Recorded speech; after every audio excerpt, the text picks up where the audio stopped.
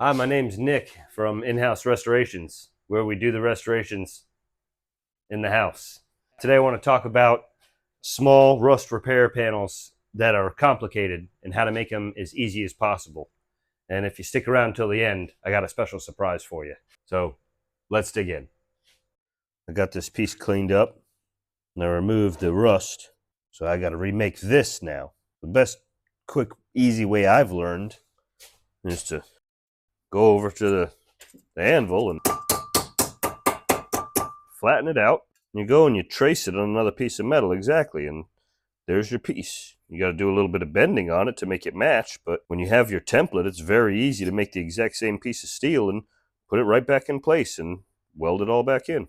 So I go over to my collection of sheet metal, and this is the hood, the remnants of a 1972 Buick Skylark. So we're talking Buick Skylark sheet metal here. We're not just talking about any sheet metal. I hold it on there and I just trace it out, considering the thickness of my blade that I cut it off with. So basically I just want to cut on the other side of my line. And bam, there's my piece, my replacement piece. I'll cut it out and hammer it and shape it in, and as we'd say in the old country, bada bing.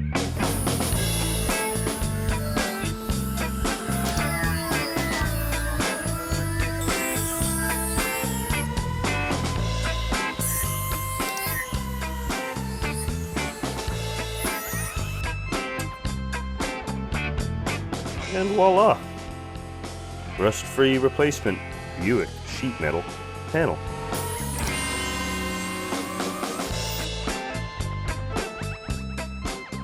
Well, here we go.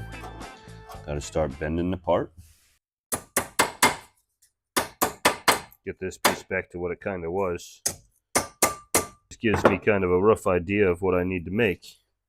Here's my piece I cut out and get it pretty much fitting again. Get that in there, looking pretty good. And now we need to transfer that shape over to our part here. So I see it comes down. That's kind of what I'm needing to make. It gives me a rough idea where my lines need to be. I like my mason hammer. It's got a nice square edge.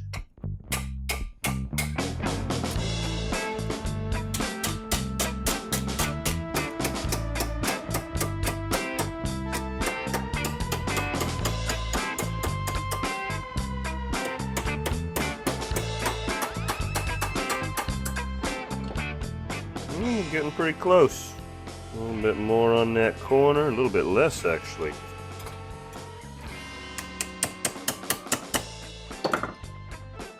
A little bit less.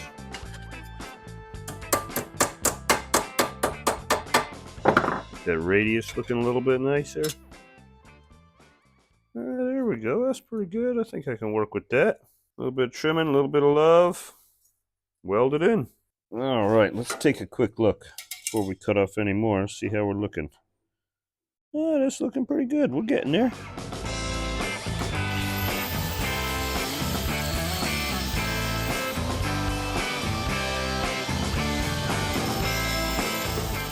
When I weld that edge will melt.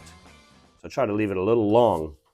This way I can sand that edge and make it look like it grew there. I have these copper plates that I've got from Eastwood. The melting temperature of copper is much higher than steel. So you can back these pieces up so you don't burn through on any of them when you're welding. Sheet metal is very difficult to weld. It's very thin, so it wants to burn away and make a hole. So when you back it up with copper, it doesn't melt away.